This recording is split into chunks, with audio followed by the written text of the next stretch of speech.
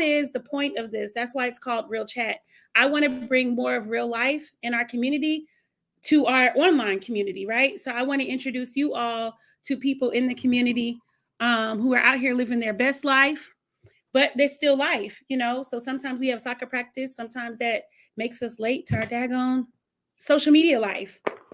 Well, so let's get started since now our tech is taken care of.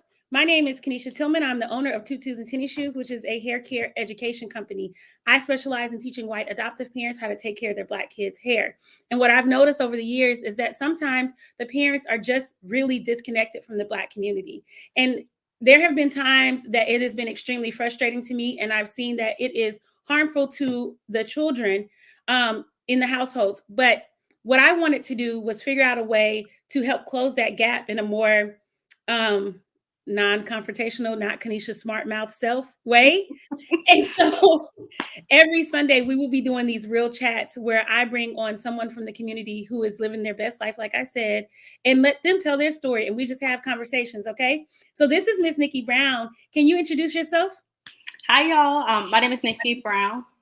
And that was my sorry. Oh, okay. I was looking. I was like, what did I do? Okay. I'm Nikki Brown. I am a licensed foster parent. I celebrate my first year as a licensed foster parent, but I'm also a experienced mom. I have 3 adult children, and I'm a grandmother of 2 now. I just had I didn't have a new baby. Let me stop. My oldest child had a daughter, but I have. I'm just living my best life, and my husband and I, we specialize in providing a safe space for Black and brown children. And one of the reason why I started following you is just like, hey, I want to make sure that I'm being culturally responsive to the children in my care, despite the fact that I'm a whole Black woman. Sometimes we get it wrong. Right. And so I sometimes I get questions and I'm like, of course, the other Black lady has a different view of opinion, or a different view of things. We live 2 different lives. And so I have made posts that are stagnant and it says Black people are not a monolith. And I know some of the other like transracial adoptees have said something similar. Some of the other Black women who work in other spaces like yoga and like all these different spaces, they say the same thing. But if you are not a part of the community, if you don't know anybody personally, it goes kind of in one ear and out the other. You don't you don't really get it. And I mean, that's human nature, right? Absolutely. So tell me a little bit about, also introduce your business. What business do you own and why do you it? I was sitting there like, oh my gosh, I totally forgot to even say, I am a professional clown. And when you talked about a monolith, I was just thinking like, I am considered the first African-American clown out of my hometown, Portland, Oregon. Clowning, I'm a professional clown, and clowning is a white male dominated field, and I celebrate my 10 years doing that. I'm so excited.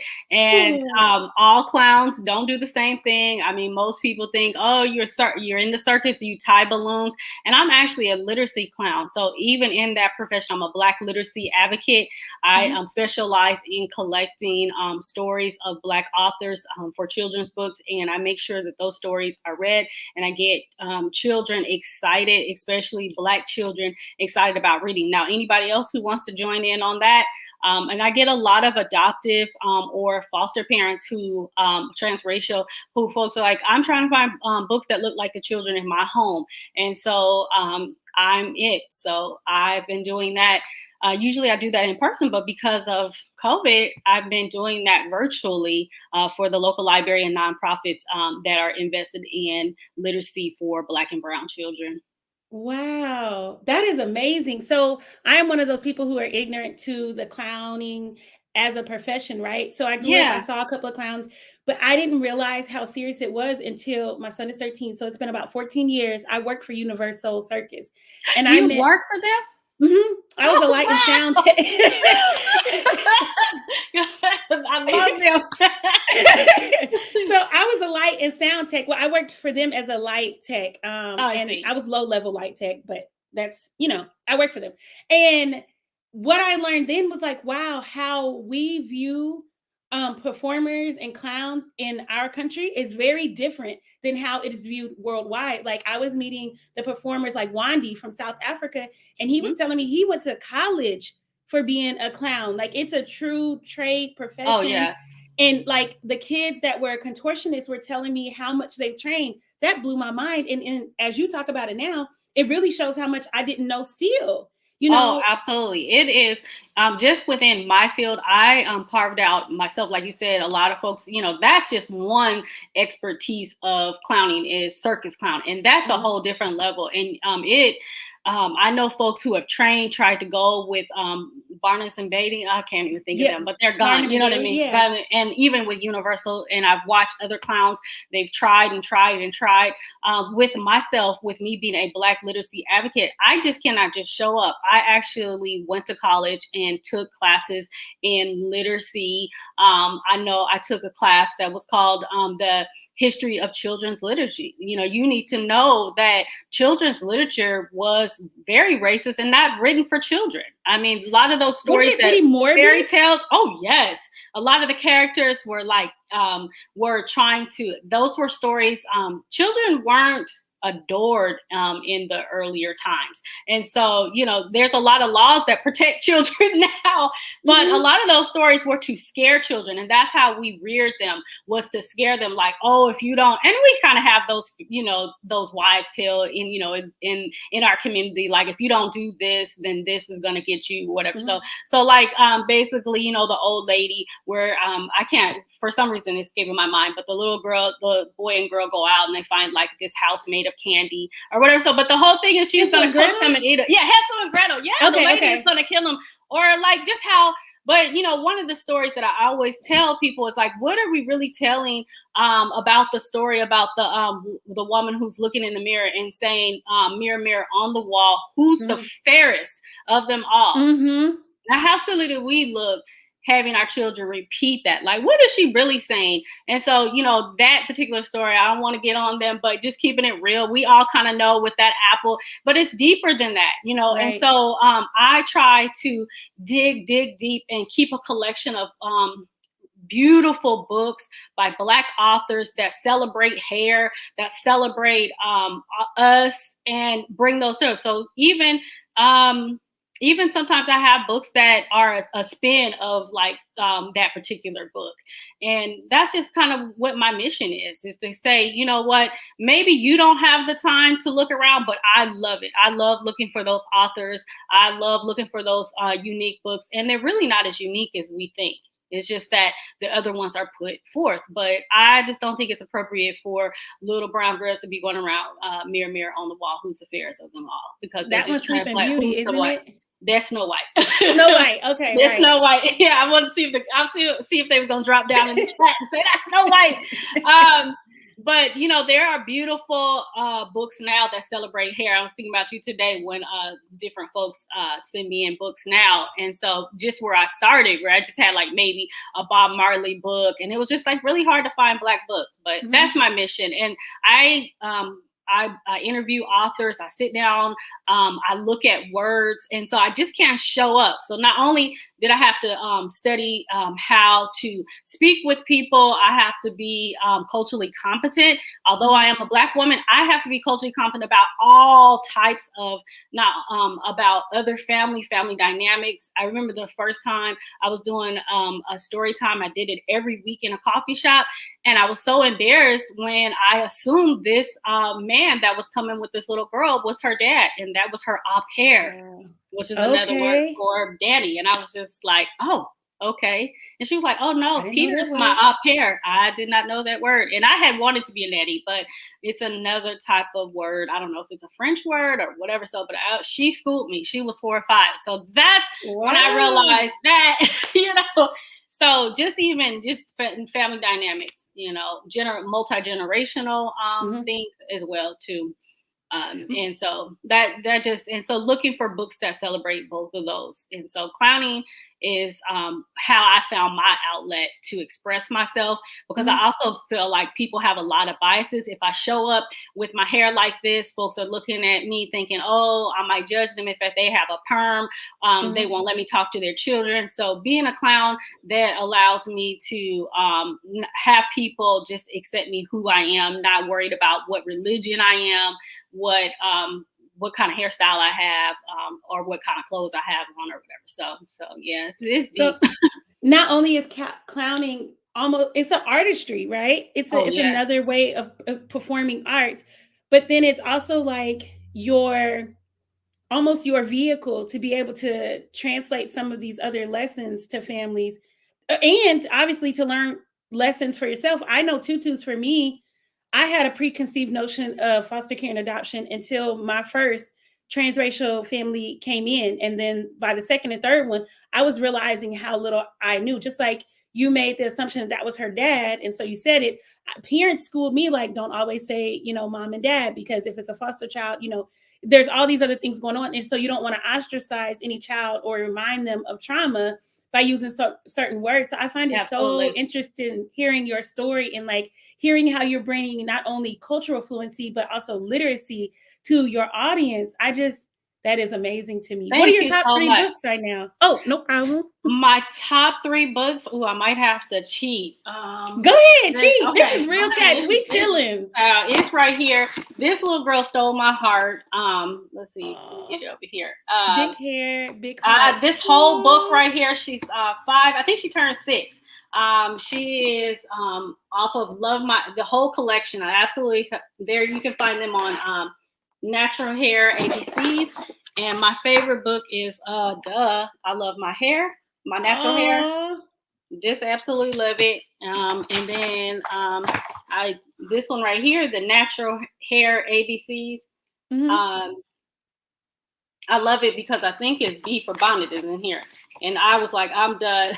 Or A for afro and alopecia. Wow. And she goes in, and then of course, here's our bonnet. She goes through the alphabet. So these are, this is kind of what I'm on right now. There's a ton of other books in here. But this is the one that I thought was amazing, was My Bald is Beautiful. Wow. And see, we're talking about our natural hair, and we're talking about this, but there's children who really suffer. So it's talking about alopecia. So I just really love this. And this is all by the same book collection, Maya Williamson. And I just love it. And I feel so blessed that she blessed me with this whole box of books. So that last one, I don't think I have seen a book that addresses childhood alopecia. Really? So, no. So I'm really proud of her for remembering, like, these kids need somebody to kind of speak to them and build up their confidence, because a lot of times these books, when they see the reflection of themselves, that's what it's doing. It's reinforcing that they are normal, that they are beautiful, that they are not some oddity.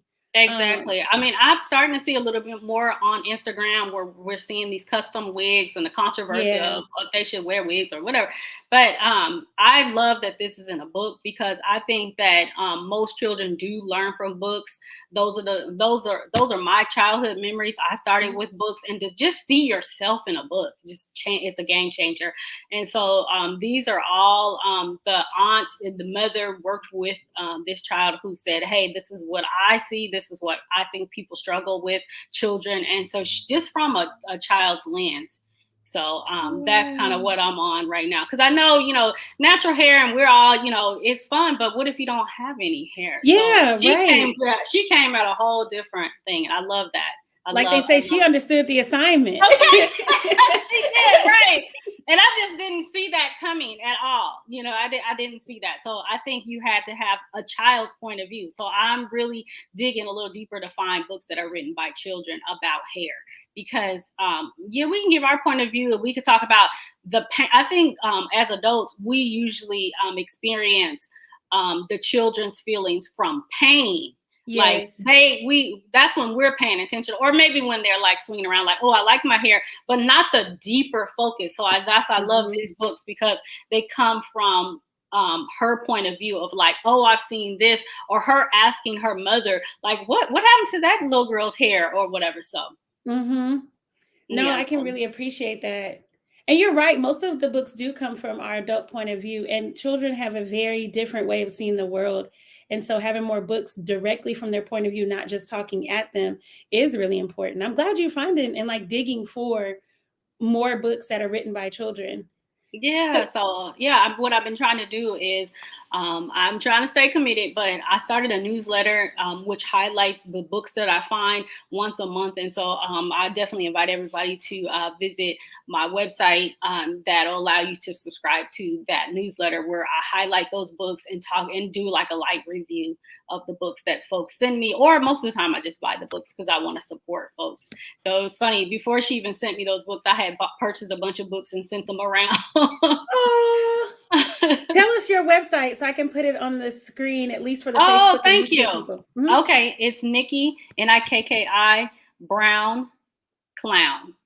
Okay. .com. So I'll add that. Thank you.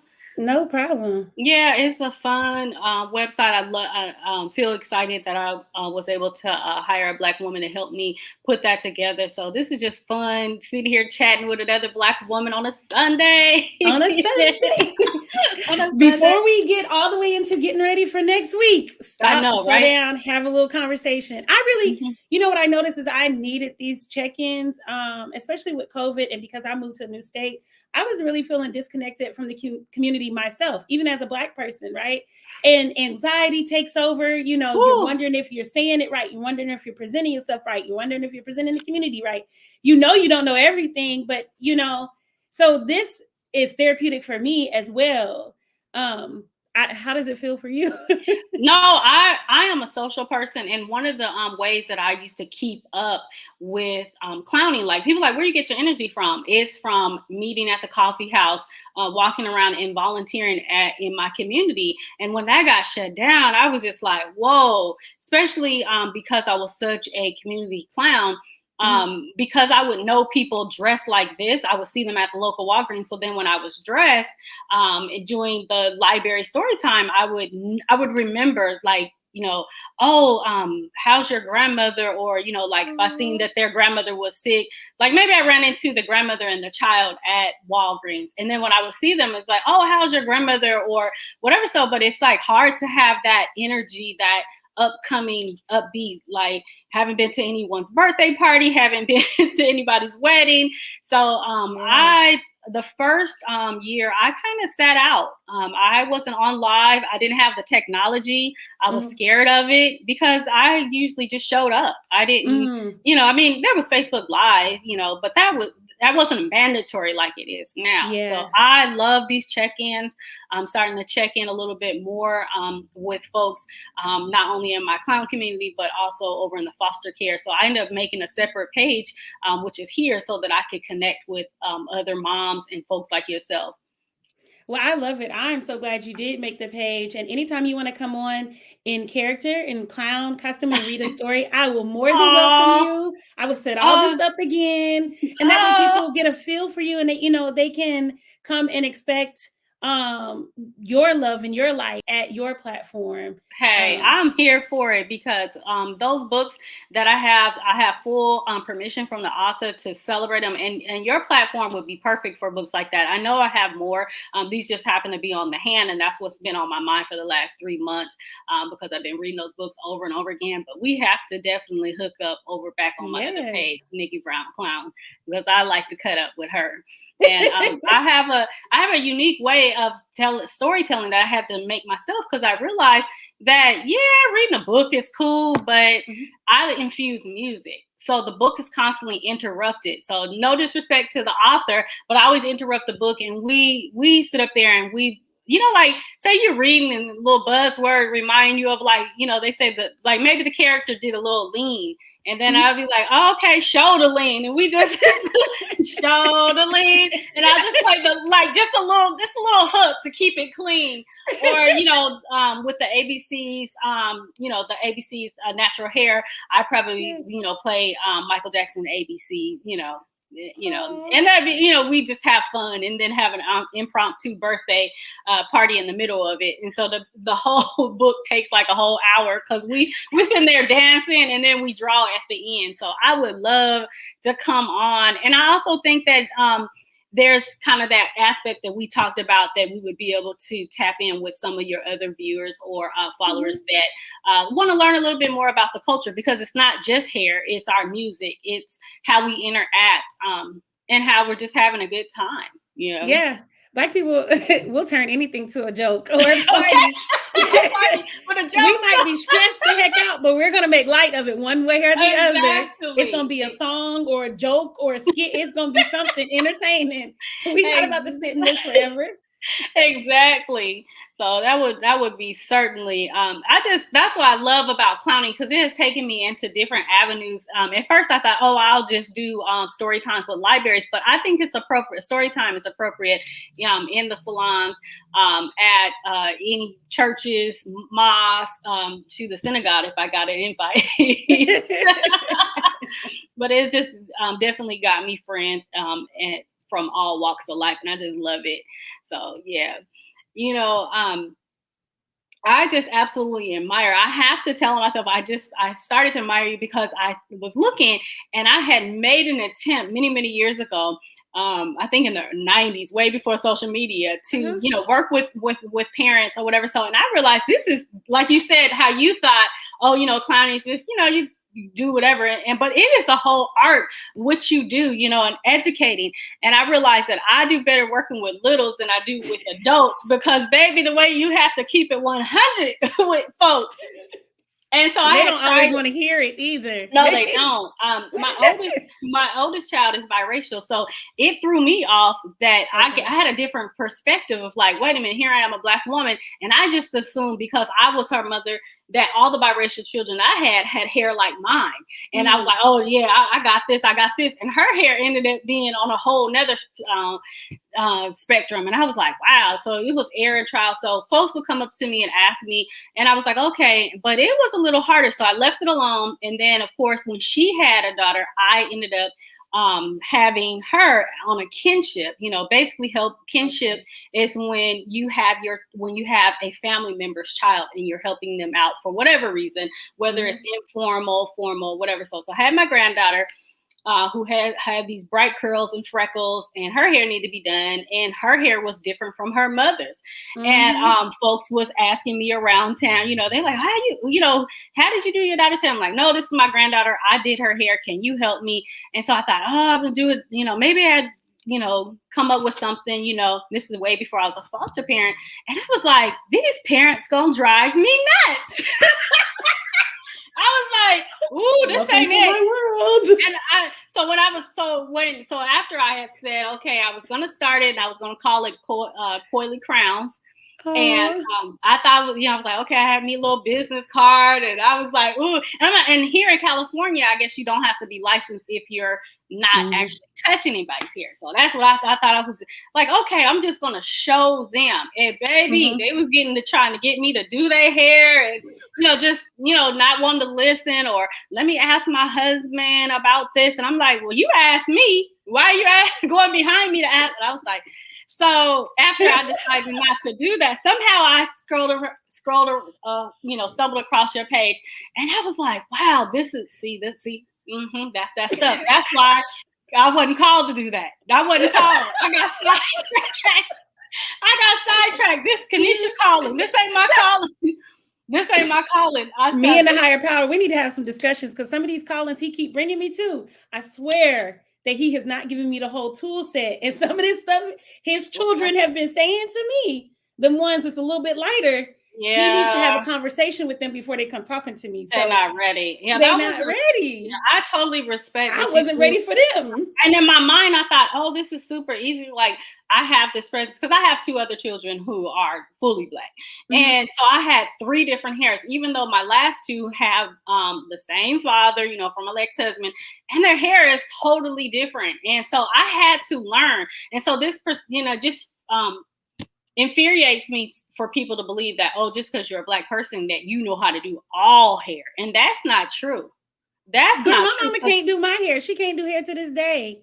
So it's not necessarily inherently Black thing. It depends on what was instilled in your household as far as like how you were shown, what you paid attention to. My mother didn't learn because by the time my grandmother had her, she was older. My grandma had been working as a cosmetologist. My mom really didn't have a reason to learn. My grandmother did hair. My grandmother did hair, so my grandmother took care of it. And my mom was so late behind her siblings, so my aunts had to work as my grandmother's assistants. Like my grandmother made them get their cosmetology license. My mama was so daggone late down the line. My mom, the stories I've heard, she was in a walker and state board would come in because my grandma ran a shop out of her house. And state board would come in and be like, next time we come, you're gonna have a daggone Marcel iron in the baby's hand. Because my grandma, I mean, they called her, she was in Missouri and they called her the Texas Press. And she guaranteed her press and curl, you couldn't sweat it out. That's the story I was telling. You couldn't sweat it out. You couldn't sweat it out. What the humidity? No, she wasn't even in Texas. She was in Kansas City, Missouri. But they said she had a Texas press that you couldn't sweat out. But my mother said it was because it was shellac and grease. That's why you couldn't sweat it out. That Blue Magic probably was laid. Even by the time my grandma was doing my hair, I had that awning of a curl sitting on my forehead like this, going to school with a daggone porch cover on my forehead. I used to be like, I couldn't understand why my grandma couldn't give me no other curl. I miss those things. I do miss that. Yeah, the babies don't have that anymore. But I definitely understand because my daughter, who is my granddaughter's mother, she did not learn. She did not want to learn anything to do with hair. And of course, she now has 2 girls, and I just laugh. And of course, I, did everything. But I just said, it would take more than a license to the psychology behind working with folks of a different culture who have a whole different type of privilege. I learned that the hard way. And then watching the children come to my house and disrespect their parents, that was really, really hard. That part, or them not knowing how to discipline. I'm like, I'm not here to help you discipline your child. So I was like, I can't wait to tell her that I tried my hand at this, and that was not it for me. I lasted probably about 30 days. I paid more money. Girl, I had a cute little cake, had a little chair, I had little cards. It took me longer to get all the different things. And I think I might have had an Instagram up for a minute. Then I was just like, no, don't, y'all better call Tyrone. I can't. And, I had got together and, all the, I wasn't even in foster care, but I had, found somebody else had found me, was like, okay, we're going to have all these Caucasian women come and they're going to bring all their children and ask me. And it was just really difficult because we weren't talking about hair. I was like, are we talking about hair? You need to talk about everything but hair. Yes. So I was like, so that's why Tutu's social media is, branding and marketing wise, I guess we're kind of all over the place, but that is what I need to do to service the families that I'm serving. And I started this for the kids. And I feel like I'm doing them a disservice if I don't address some of these other things with their parents, because anybody can tell, well, not anybody, but most people can tell you how to use a brush or how to use a comb, you know what I'm saying? But it's some of these other underlying things that are not being said. And so sometimes, actually quite often, I get questions posed as hair questions, but they're really not hair questions. They're more cultural related, or you think like one of my big things is white people don't understand that all children, first of all, need some kind of house training. But white children will have the grace when they act a nut or they're doing something out the norm, whereas we do not have that grace. And so we inherently know that. So we raise our children a little bit different. And all that comes back around to hair care. When I tell you to sit down, I'm about to do your hair, I'm not asking you, like, this is what's going to happen. No. And then the socioeconomics play a part in it. If I know that I have a tight schedule because I'm working, maybe 2 or 3 jobs or working an extended shift to make sure I'm making enough money to keep this roof over our head, I don't have time to sit here and debate with you. So there's privileges built in even into hair care time that people coming from a different experience, a different culture don't realize. And so then they're looking at us a little differently, not always negatively, but just looking at us with a lot of misunderstanding. Oh, absolutely. It even extends. So I definitely have the cultural lens of raising Black children, right? And saying, okay, everybody got to get their hair done. It's not an if, ands, buts. But one of my new things is that I took, as a foster parent, I have 3 Latino children, boys at that. And they were in white homes, being cared for white providers. Where for me, this particular person had took it upon themselves to cut their hairs themselves. Baby, that's not my gift. My son, I only have one son. I have a black son. At the time I used to, and that was they go to the barbershop, period. Prior to that, I braided his hair. He got a lineup from dad, and then after that, either dad did his fade or he went to the barbershop. And I realized that it was more than just getting a haircut. And so I wanted these now children that are in my care to have the same opportunity. So when they came, these 3 boys that are school age, they my husband, who is a Latino, Mexican man, and we actually, I'm telling the story a little bit. I'm getting ahead of myself, but the first foster child that we had was a black child. Well, he still is a black child. He's just not in my care. A black child. And so I do not live in my hometown. I live in Northern California, which is very white. And so we searched, somewhere that there are black barbers, right? We're trying to find black barbers. That was getting kind of hard. So we went to the next big thing. Okay, who came here from LA? Okay, because other barbers. So we found a Mexican shop, and these brown boys, they came up. I'm calling them brothers. These brown brothers came up. They set up shop, and they're like, "We do everybody here. We do everybody here, and we lay it down." And so we're like, "Oh, okay." So we decided this was a good place because this was a place that could honor both cultures, right? We're considered a transracial home where, okay, we take in black and brown children. So he was able to do a box. And then when we took our first child, who is Mexican, so we had one black boy and one Mexican. And so they had Mexican music on 1 minute, then they had on just, traditional R&B. And, it was it's called the Gentleman's Barbershop. Shout out to them here in Chico. And they do the part, they do the lineup, and they get the little spray, the little alcohol spray. And it's just a whole cultural feeling of like once a week, they get to go with my husband to have that moment. And I think that one of the things that I get to talk with my other black foster moms is like, taking care of a child is more than getting them ready for school, taking them to the doctor, but how to teach them how to groom themselves, cutting their nails, and how they take care of themselves and how they'll maintain themselves and how they'll show up. And one of the things, Kenesha, that I liked that you said was white children get a grace that our babies do not. Black and brown children can't show up any old kind of way. And so I noticed immediately when the black child, he went on and, I showed him how to do his hair, and he learned from the barber, and he transitioned on where he was going, and he went out with a sense of pride, right? And it made me feel good that I don't know where his journey is going to end, how long it's going to be or whatever. So, but I know that I gave him the tools for success, giving him, the sponge, the right pick, and all those things. And the barber was able to help him with that as well, being a male, because some things just didn't translate as me being a woman and telling him, even though I knew, he was not ready to take that from me. And so I love that I was able to find a barbershop to take that. And then moving on, we had the one boy, the Latino. We eventually took on his 2 brothers that have joined, and just watching the transformation.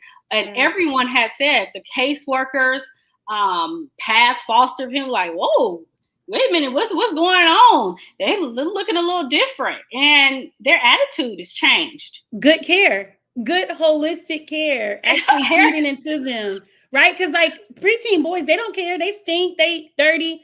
But it's not our job to just allow them to be that way, because honestly, when you feed into them and you show them that this is how you care for yourself, and you show them that love language, now they know to expect it. Now they know what that feels like. Before then, they may not even know. So of course, they're not asking you for it. But once you give it to them, that empowers them, and it helps them feel better about themselves, and it helps them want to step up their game and their behavior. Oh, absolutely. And so I noticed, wonderful. I noticed the transition between, they all had birthdays, and just watching them go from just like the baby who went from 8 to 9, and he's asking, he knows that I need a haircut. Showing them how to bathe, showing them how to, okay, it's time to cut your nails. How do you have your clothes and mannerisms?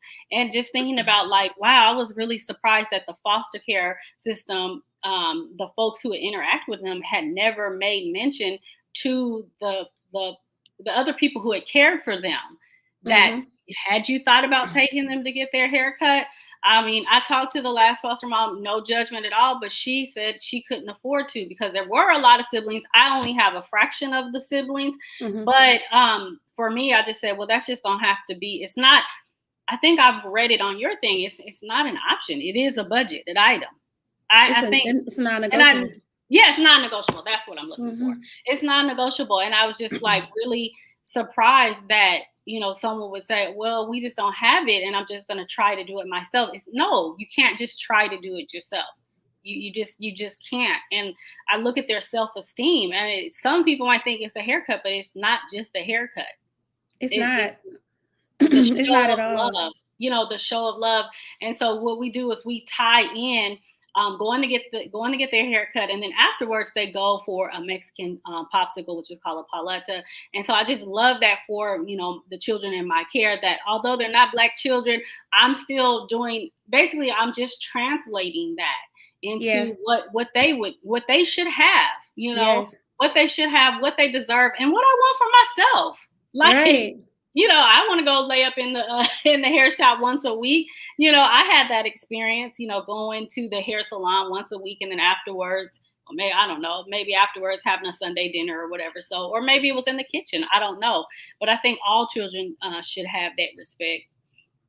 So, but that's not one that I'm going to give them. That's outside of my field.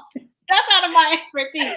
You should not be doing your own child's hair if you don't know what you're doing. Please say that again. Now, listen, y'all that are watching, I am inviting you to join in the conversation. Throw some comments in. I'll put them up on the screen for the Facebook and the YouTube watchers and Instagram watchers. If you throw them in the question bubble at the bottom, that makes it easier for everybody to see.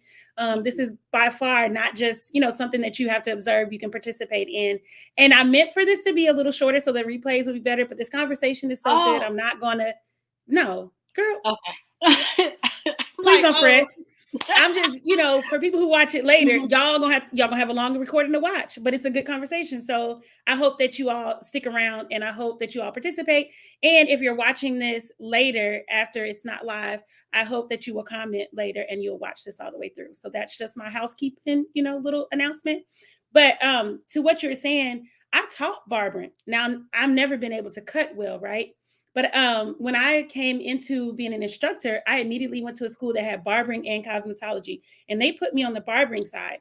That was my opportunity to learn how to do clippers. I was supposed to go get my crossover license. Like, I can teach it. I can tell you it's wrong, it's right. I can teach you all the book work, but I knew that wasn't my lane. I even said that then. That's not my lane. I think I tried cutting my own son's hair maybe twice.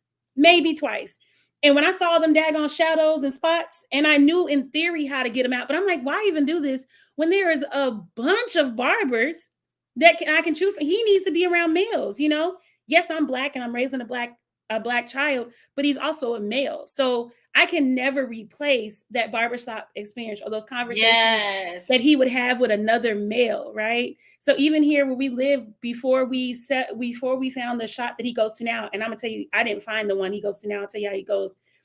We ended up going to a shop that was very diverse, and that barber was a Mexican barber. But as you said, the cultures kind of align a little bit, and maybe because of pop culture, but it was still, my son didn't feel out of place, and that barber knew how to cut his hair.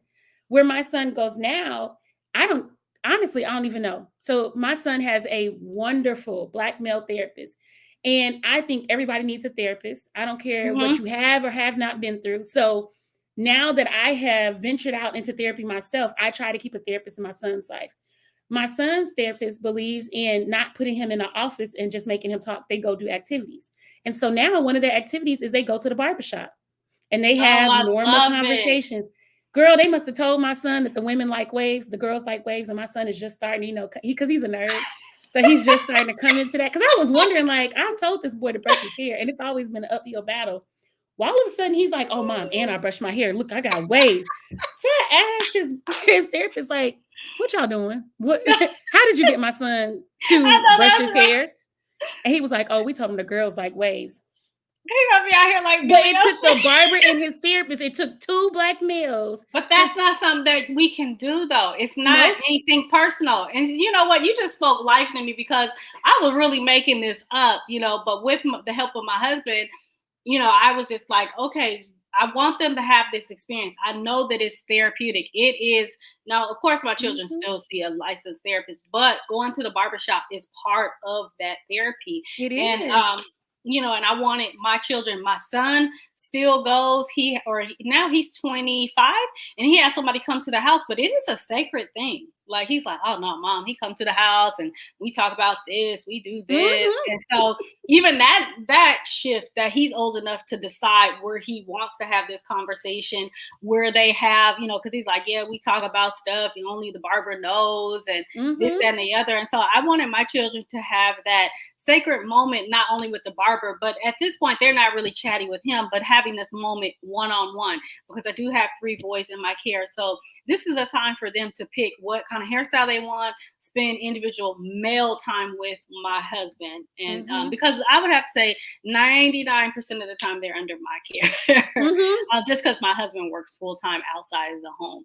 And so with me, caring for them, it is very important for them, and they really look up to him, especially because he's a direct reflection of them being a whole Right. entire Mexican man, like themselves, and having a Right. different experience. Now, of course, I could cut my husband's hair because he don't have that. He ain't got that. He just bald.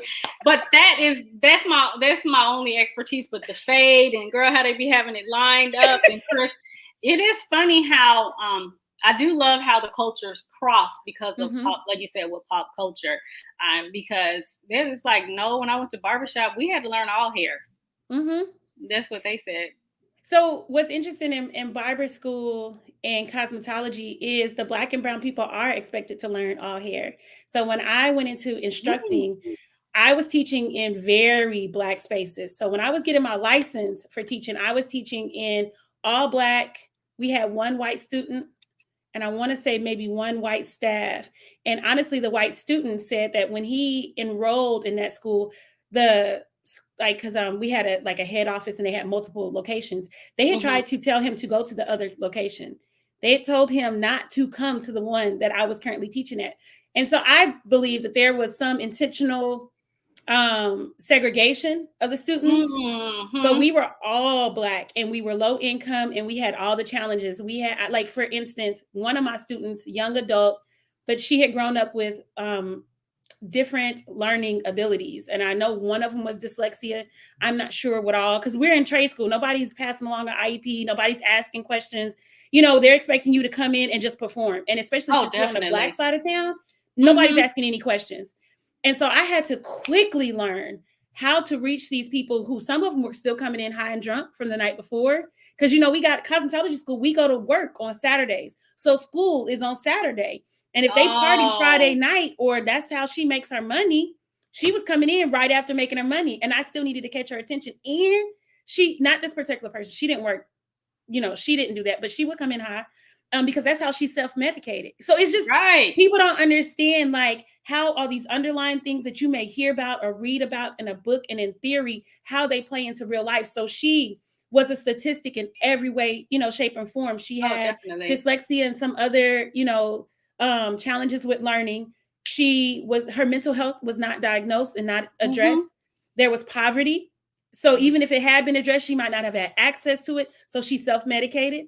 And we were in a state that weed was not legal. You know what I'm saying? Oh, So I had an uphill battle. So now that's why I'm like, I can teach anybody. Oh, you mad because I told you the truth? Girl, when I got my license, some of the people wasn't even in the room. They was in right. space. So I'm not worried about Okay. you. Get Oh, over it. I see. Yeah, Yeah. yeah, yeah, yeah, yeah, yeah. And See, so then I grew up. Yeah, yeah. Go my ahead. first job outside of that was in that school that I was talking about that had cosmetology and barbering. And they immediately was like, oh, you need your crossover license. Like, we want you to teach both. So I was on the male side, but that has never been, that's not my lane. And I Mhm. think sometimes when you're looking on the outside of our community in, you do expect us to be able to do all things and wear all these hats. And yeah, a lot of us can. Like, I can braid straight hair. I can style white hair. Matter of fact, before I became an instructor, when I came out of cosmetology school, I did mostly white hair. But there was still something missing for me, heartfelt. I'm not going to go through all this stress and drama of running a business if I'm not feeling completely fulfilled. I feel fulfilled working with our children. So Absolutely. back to what you were saying. I get what you mean. It's not surprising that a Latino barber would know how to cut Black hair and would welcome them into the shop. I would love to see more of a respect of our culture and our hair in all ethnicities, especially the white students that come through. But what I see more so than anything is if they learn it, like these adoptive parents, if they learn it, now all of a sudden they want to pirate it and go off and like market themselves as experts, right? It's never like out of a respect and like, I want to be inclusive and I just want to be available for anybody that walks through the door. It's like, oh no, girl, I'm better than the last Black girl. No, you're not. Sit your ass down. No, like, stop playing exactly. with me. No, absolutely not. Absolutely not. Please do not be disrespectful. One of the things that I had to address when I took in my first foster care child, Black boy, I had to get on a call that had everybody from everywhere, all the agencies, and I had to tell them about themselves. His hair, they started unmuting. I heard unmute, and I just saw them doing this because everybody's muted when you're talking, and I heard unmute, so and so is unmuted, and they were like, but I said no. I said, even though he's a boy, and I think y'all a lot of times the Black boys get overlooked, and so but his haircut in this region, it's $35. Now, because of COVID, the barbers have went up a little bit more. I'm not in a spot where you have access to the Black man the Black barber who might say, okay, I'm gonna do all children at 20. I really don't know. It's been over 20 years since I've had to take my child for a haircut. But what I had to talk to them about is that you all need to give me money, or make sure that when he's placed, that the caregivers have some type of level of understanding that he does not have an option on how to do his hair, that he didn't have a routine. He didn't come with, oh, by the way, we're transferring to you and here's a list of barbers. You do, one of the things in, foster care, you usually have to have a consent to cut the child's hair. I don't want to tell too much in his story, but this particular child didn't have anybody to give consent. So it was just kind of a wild, wild west. So they were free. But with that being said, I said, you need to give me an extra set of money, for his hair care products, his tools. And luckily for me, I said, because if he wants to grow his hair out, I'm going to be on a whole nother set of things. And so, and they were like, oh, wait a minute, we hadn't even thought about it. And I just said, it just wasn't right. And I said, we're not talking about, he can't just go to Great Clips. He just can't. There's no $5 haircut. It's not gonna work. Please don't. I can't cut his hair and put a bowl on it and do this. He needed it like a kid play, whatever. Nobody do that anymore, which is kind of funny because I know, right? Because I was think about my little Latino boys. I can't cut their hair neither, so I don't know what. They get the same $35 haircut that he gets plus tips, so it's about $40, $45, $50 by the time we get done. But I was just sitting there thinking, like, the fact that y'all don't even. How come you're not having a training? And so, like, when I came across it, I'm like, when you get any type of child, even Black, white, I'm like, folks need to be talking about hair. It really directly affects your self-esteem. And anybody sitting up here, because sometimes I see posts, they're like, no, we need to embrace. Yeah, I do. I love my hair, but there's a state of which it could be in that I would feel really bad about myself. Really bad about myself. And if and I noticed that when I gave him, just like what you said, your son had got that little tidbit from his therapist about waves, it does make them have a self-awareness about themselves, Yes. and they take ownership of it. And so when I told Yes. them, they did end up issuing me a set stipend just for his hair, and I told them that they needed to consider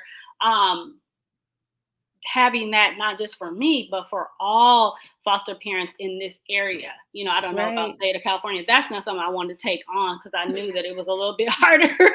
But I was just like, y'all gonna, you need to acknowledge that, Yeah. that he It needs, is. I don't know. A bunch of It's the just agencies don't acknowledge it. Even the agencies that are there specifically for adoption, a lot of times. Now it's starting to get to be a little bit more popular conversation. And I think it's more of just popular, not really grasping how important it is to that child, right? And still the conversation is more surface. They're not actually reaching out and actually having relationships with Black people. So I'm just talking about agencies. I'm not even talking about I know what individual you mean. families. You're right. Yeah, they're not doing the research very well, right? So then they're still not understanding like what our price points are. What like so Exactly. say you actually convince that agency or that particular city or county to take it on and give a stipend for hair care. They would probably assume, well, if that's what she said his haircuts were, then everybody gets that same amount and the girl's hairstyle should be the same. You really can't take a little girl to a salon and get a shampoo and blow dry for that price. Majority of the time you can't. Oh, no, that would be disrespectful. Right. And also, there's so many other factors.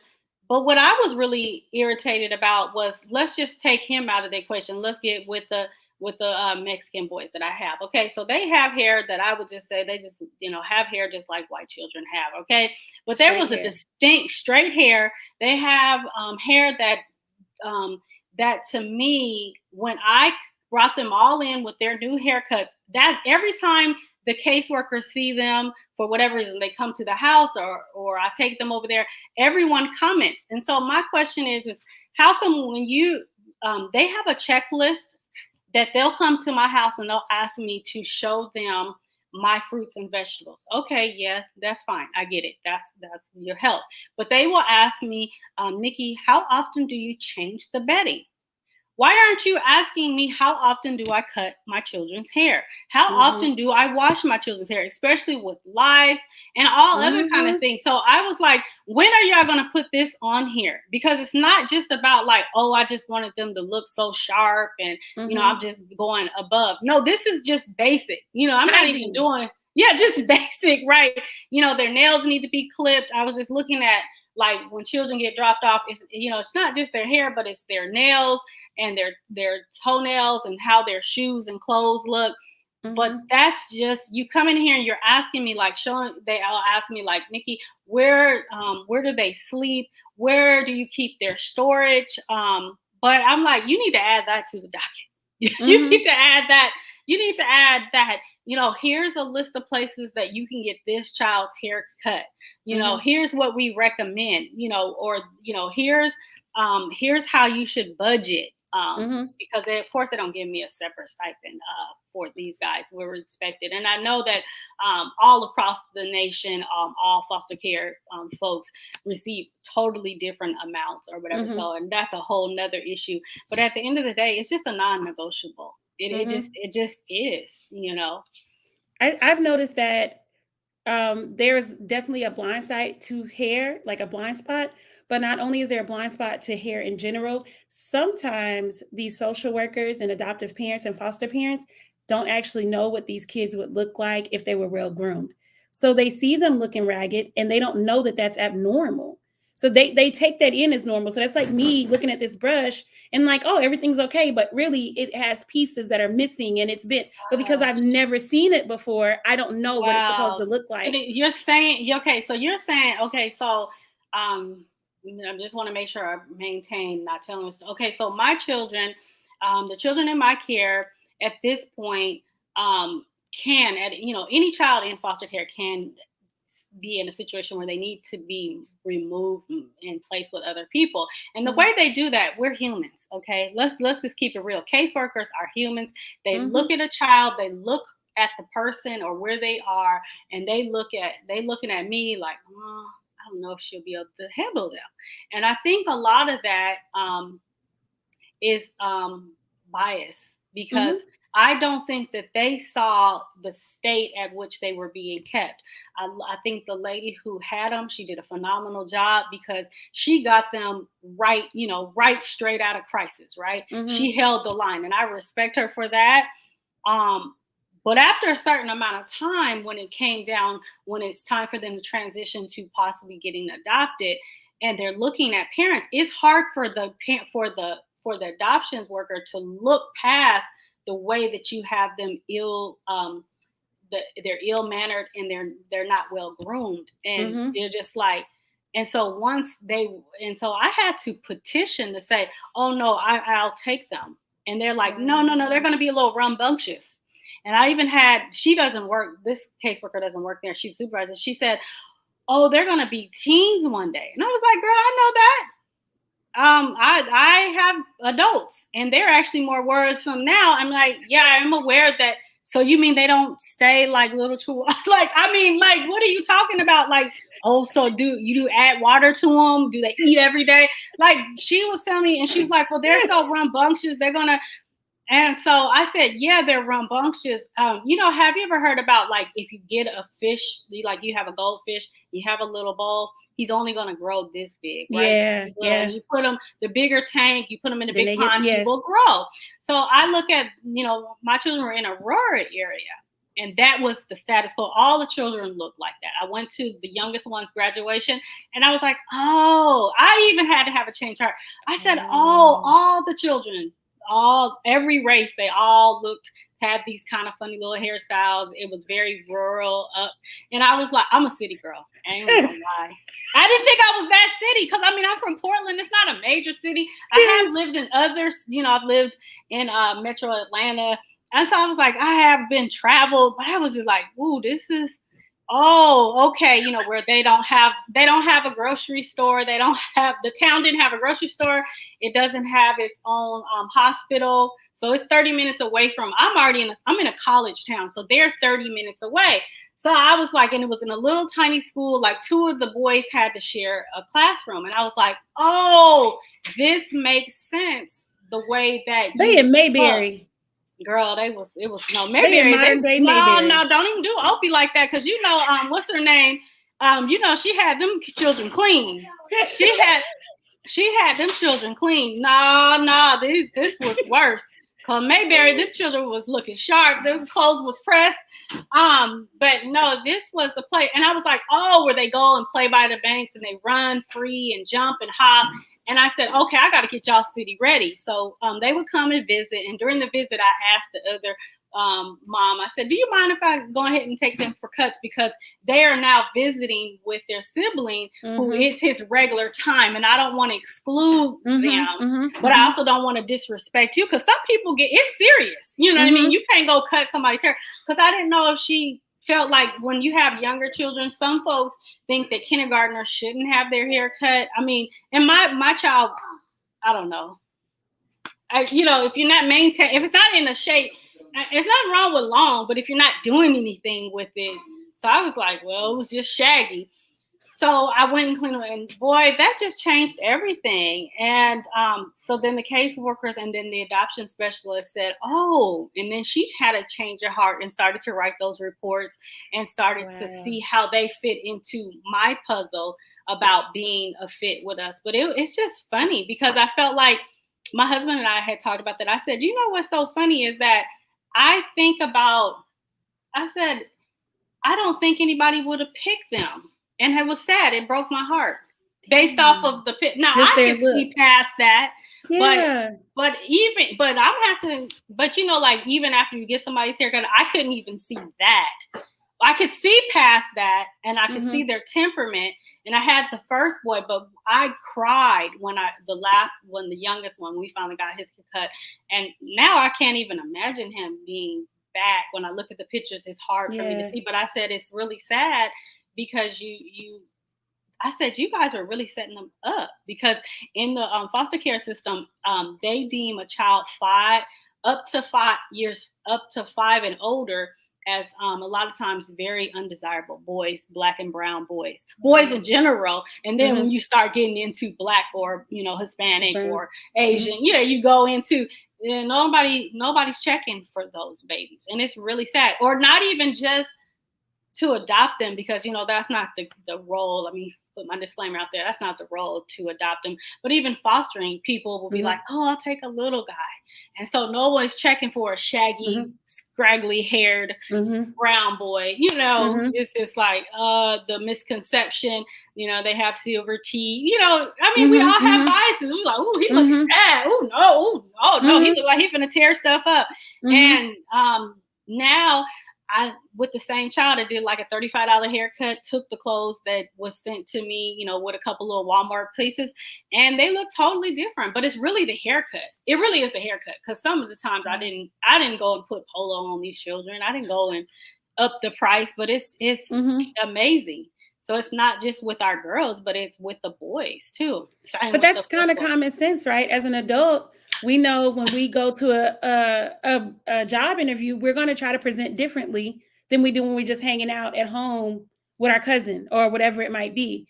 But somehow with our children, the dots aren't connected, especially with black and brown children. Like, they will know in theory that these children are adopted or fostered less, right? They know that they're a high demand for them, but then they won't think into like, well, how are they presented when they do have an opportunity to go with a family, or they do have even like an after school program, or, they don't understand, they don't connect the dots that their presentation is knocking them out of opportunities. Again, they're not white. So you can see a little white, dusty, raggedy kid, or he's got 15 colors and the hair ain't been cut in a year, he's dirty, but they will still be like, oh, that's little Johnny, he's going through his phase. Yeah, bring him on in. And, even as teenagers, adults, they may not even be qualified for the position, but they have the skin color and they are going to be allowed to work in that position. I think people know it in theory, but don't really realize how it plays out in everyday life and how young it starts. Our kids can be barely out of preschool, and they're already being addressed with different biases and being addressed by how they look. I remember my son was maybe 1.5. The first time somebody audibly said to me, oh, I know that little boy bad. My son was sitting still. We were on a public bus. He wasn't, my son had a big vocabulary. He was ahead on talking. But he was sitting, he wasn't doing anything out of the norm. It was because he had on a Rocawear outfit. One of my close friends from middle school had handed down a Rocawear sweatsuit, and it was nice and thick and cozy, and it was a chilly day. It was a fall day, and we were riding a bus. So I thought he was looking handsome, and somebody said to me, oh, I know that baby. I know that little boy bad. He was 18 months.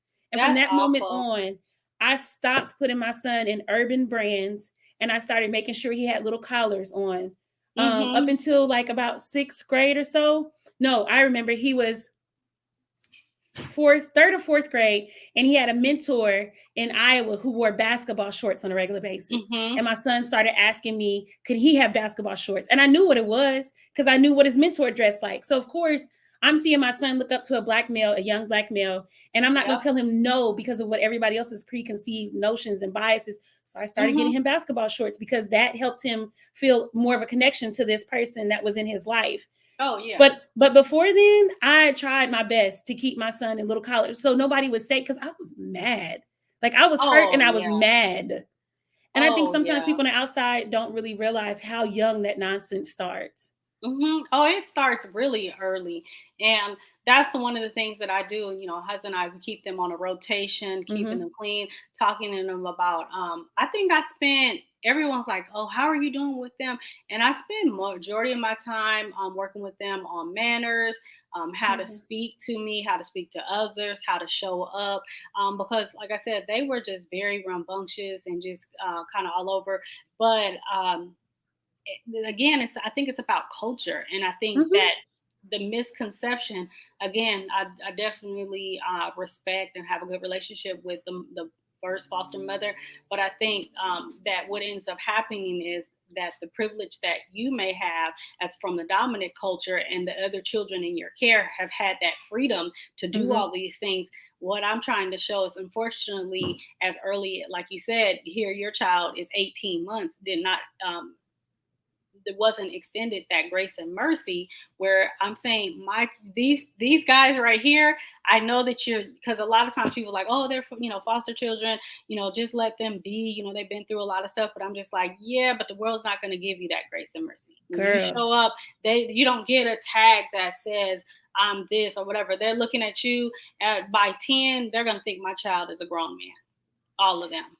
So they're gonna be exactly. Because my baby, he's 13, he's getting up in height, but he still has a baby face. And I know for a fact he still has a child's mind. Like, he's full on child, but depending on where we are and who's looking at him, they don't see my baby. They see a threat. Definitely. Absolutely.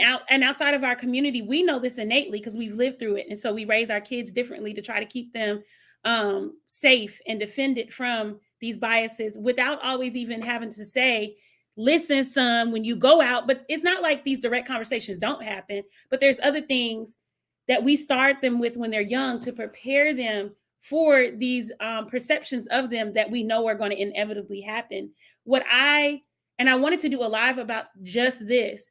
Oh, okay. One thing that I want white adoptive and foster parents to understand is when they're talking about conscious parenting and connected parenting, and they don't want to set boundaries for their kids, that's not really realistic for especially Black kids. And I'm assuming Black and brown kids. And I don't know how it plays out for Asian kids or children of other ethnicities. And I'm late discovering how traumatized I was. It's not funny, but it is funny. Mm-hmm. But because of my trauma, I was looking for safe spaces that did give me strong boundaries, because it's just like you're walking on a bridge that's high up. You want those ropes on the side of you, right? You want to know that you are secure in this lane and that you cannot easily just waver and fall off. You're already in a scary position. So when you've been traumatized and you're in fight or flight all the time, you don't want that parent that's lax and they crying as soon as you buck up against them. You want to know that who has you is strong and able to handle you and is able to handle the things that have come at you and is able to protect you from the outside world that you have already experienced in a negative way. So it never really makes sense to me when parents are like, well, she's already been traumatized, so I don't really tell her no. How does that make sense? Yeah, I have... Yeah, a lot of the parents, they're like, oh, Nikki, you're so good. Is it because you were a parent before? And I'm like, yeah, but no, this is just something culturally that this is just how it works. Like, mm-hmm. No, this is what I said. And, I've had to, work with my guys to let them know that, here's where the non-negotiables are. And here's, mm-hmm. When you have a choice. And I break it down for them and say, well, you know what? I'm doing this to keep you safe. And I said, and I want you to look at, have I been fair with you? Mm-hmm. And they'll say yes. And so, fortunate for me, I've experienced, throwing them a birthday parties. And so I think for them, that's kind of like right now, the most tangible thing to say, look at, because I can't say, the lights are on and all that stuff. Like our parents would carry all that. They don't care. You're supposed to have the lights on. But when I say, was I fair with you when I told you I was going to throw you a birthday party? Did I do you a little bit of a birthday party or did I do you a big birthday party? He said, oh, okay. So therefore I need you to be listening, because you listening leads to what, the time that I did this or the time that I told the truth and why you should be telling the truth and what's the worst thing that could happen. And so, we just really had to just I think they respect me, and I know it did. There were some tears and some resistance in the beginning. Rightfully so, right? To work through it, yeah. Because I mean, I used to be a licensed massage therapist, and where I'm going with that is one of the things that I was trained was that a lot of times you go get a massage, right? You go in because your back is hurting, and then you go get a massage, and my clients will say, well, dang, my back is still hurting. Like, why? It's because I have to tell your muscles that they were in the wrong place.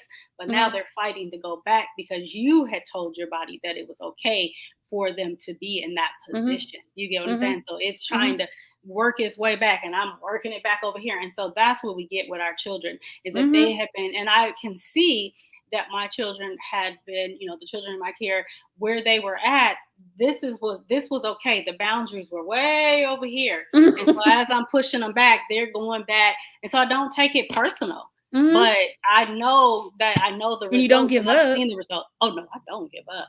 I'm like, and I tell them I can do this a long time. I've had 3 of you before, and the results. And when they see the results in themselves, you know, like for instance, you know, even if we want to go back to hair, like, hey, when they first got those haircuts, they didn't know how to maintain them.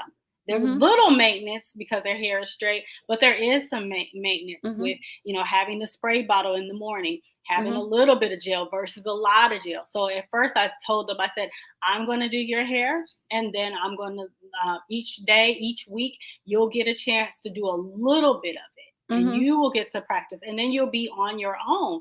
But, you know, some folks was kind of mad about that. Well, why can't I just do it myself? And then I said, okay, well, let's see what's going to happen when you do it yourself. And I keep it real, because see, some other foster parents be like, well, you know, he's just trying and this and that and the other. No, we clowned him. Okay? We clowned him. You look, and he survived, right? Yeah, he was all right. He had them bangs up, sticking up like this, too much. And I'm like, look at you. And you know, that's how we learned. You know, how many times did you burn your forehead when you did them bangs? And a scar on the ear. The scar on the ear, dropping the pressing comb and all that other stuff, or burnt off, you know, doing a relaxer and all that other foolishness. And you just have to learn. And so I've had to sometimes, again, with the connective love, like, oh, you know, I know you're trying. Yes, I do allow for a little bit of trying, but in that, just know that here, if I tell you and I let them know, children aren't going to be very nice with you when you get to school about that. They gonna tell you look a mess. So I'm trying to tell you before you get there. So that's what I try to tell them. And I'm like, well, you have a choice. You can let me help you or let me help you. Right. You can practice on a day. You know, I let them practice on a day that we don't have to, like today. Sunday, when we're not going anywhere, then you can practice on your own. But we're going to let you practice, but I'm showing you. But I have to model it over and over and over again until they can get it. And I just think that if more foster and adoptive parents did that, and I'm at this point, you know, I'm trying to, you know, use my platform to model that for other people to say it's going to be okay, that you can set strong boundaries and still love them through their trauma and just let them get their way. That is not, you know, I mean, love. Like, that's not the epitome of love. No, and I wouldn't respect my husband if he let me do it. Like, oh, well, your last marriage didn't work out and he did this, so I'm just gonna let you just do whatever. No, that's not love. That's just letting somebody just do whatever. So yeah, I don't let them just do whatever. So I, you know, had a situation where, you know, the children, they want to put a lot of glob of you know, gel in their hair or whatever. So, or no, they don't want any gel, or just talking to them about like what hairstyle is going to work for them. 2 children have a head shape for a specific hairstyle, and then another child, baby, that hairstyle ain't gonna work on you. And you might want it, but I'm letting you know, as a person who's looking at you, has had some experience, this ain't it. That ain't what you want. So me and him, we had to have a conversation because he wanted to get the same hairstyle. Oh, what's that? Did you see that? God bless you all for what you do. Oh, okay. Yes. So Mark Muno. I'm probably mispronouncing your name, and I apologize. Yes. So I'm gonna read it for the Facebook and Facebook and YouTube people.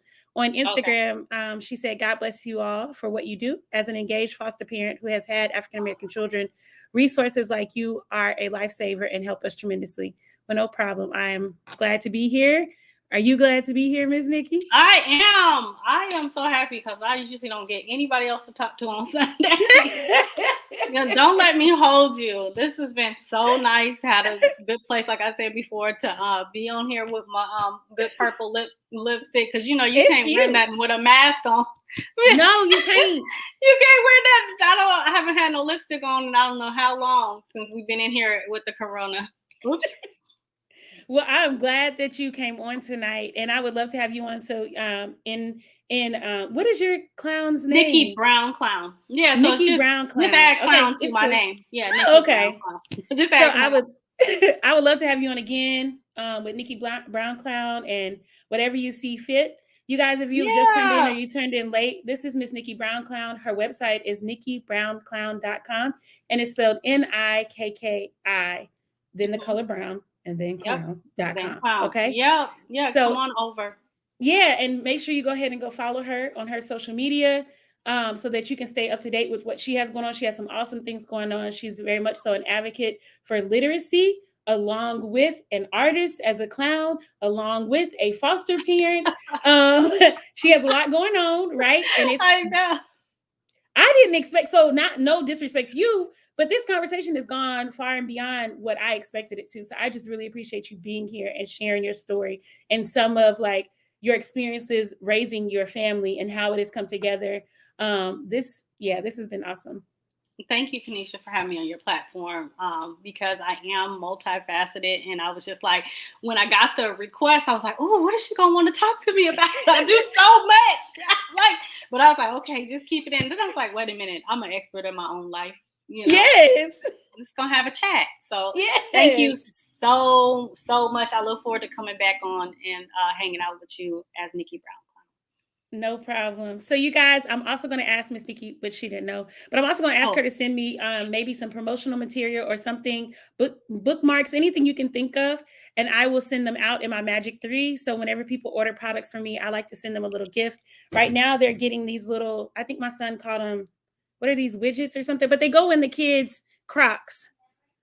So right now they're getting those as a gift. Yeah. And then they're getting these little letters from the adoptee next door. So after that, if you send me something, I would love to send those out in my orders. So okay, let me get my stuff together because we haven't been in person for so long. I feel like I don't have. Maybe I have some stickers. I think I have a sticker. Yeah, they would love. Yeah, my kids would love. What am I thinking about? So, I do have stickers. Okay, I'll get it together. We'll send them over. And I when we jump off here, I'll put my address in so you can send them over. Oh, thank you so much. Oh, and there's spam and hearts. Thank you guys. Oh. All right, guys. So if you end up watching this later, please leave some comments. Please go ahead and tag Miss Nikki Brown Clown. Let her know how you feel about what she shared. Let her know your appreciation. If you have any questions for me, also let me know. This is on Facebook on Tutu's Tennis Shoes. This is in the post-class hangout. So everybody who has taken my class has access to this in the group. And this is also on YouTube. So if you're watching this on Instagram and for some reason you need to watch it later or watch it on a platform where you can control like fast forward and things like that, it is on multiple platforms. I appreciate you guys tuning in tonight and I will catch you all later. Bye. So I'm going to need to put I'm going to end this broadcast.